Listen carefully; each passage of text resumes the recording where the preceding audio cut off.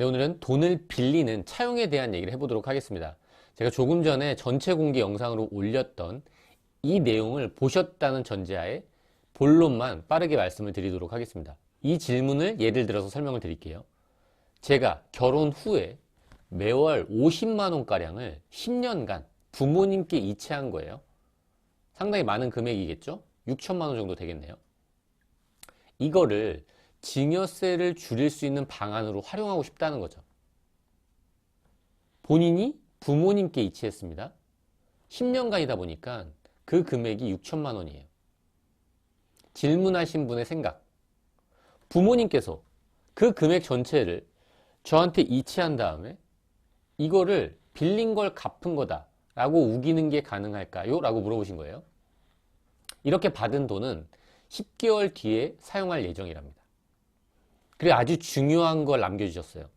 부모님이 추후 상속이 개시되면 상속 공제 감안하더라도 상속 관련 은행 일괄 계좌 조회 대상, 이걸 알고 있는 게 상당히 중요하죠. 상속세 신고에서.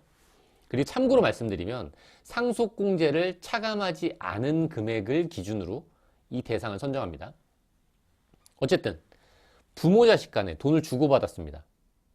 제가 부모님께 1억 원을 계좌 이체했어요. 그리고 나서 부모님께서 저한테 1억 원을 다시 이체해 주신 거죠. 원칙은 둘 다 증여입니다. 저한테서 계좌 이체가 옮겨졌잖아요. 부모님께. 부모님 명의의 계좌로. 이 순간이 증여한 순간인 거예요. 다시 받았습니다. 이것 또한 이 순간이 증여한 거죠. 물론 그 시점의 차이가 간 다음에 1억이 간 다음에 3개월도 안 돼서 다시 돌아왔어요. 이거는 상관없겠죠.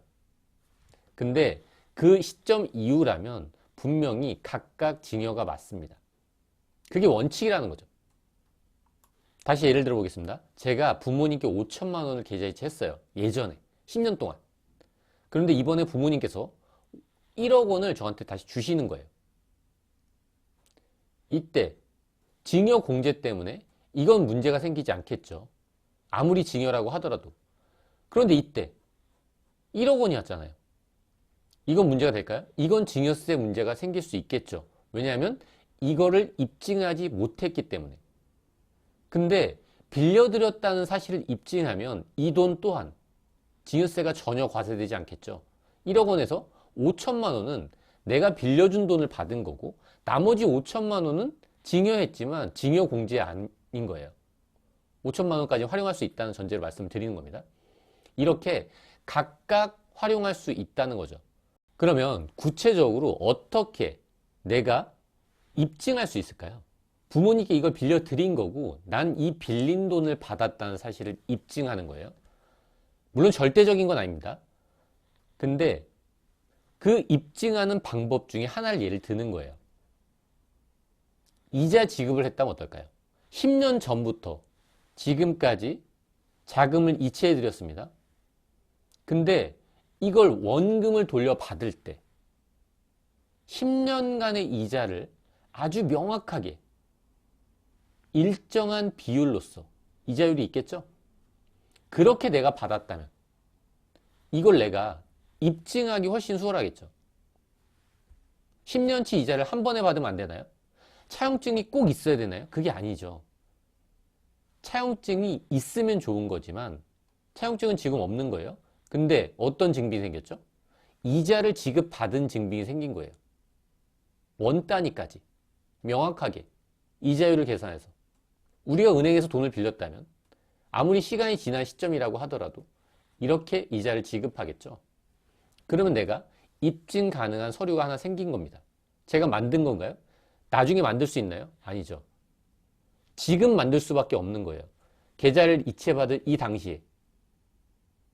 그럼 좀 더 명확해지겠죠. 원금을 돌려받을 때 이자까지 받는다면 그 금액이 누군가한테 설명할 수 있는 금액이라면 이것 또한 활용할 수 있을 것 같습니다. 물론 구분해서 계좌 이체하면 더 좋겠죠. 이게 가능한 이유는요. 10년간에 내가 이체한 계좌 내역이 남아있기 때문에 그래요. 다시 돌아올 때도 그 계좌 이체 내역을 활용할 수 있다는 거죠. 그러면 이 방법을 활용하면 자녀가 보유한 예금에 재테크 방법으로 활용할 수도 있겠네요.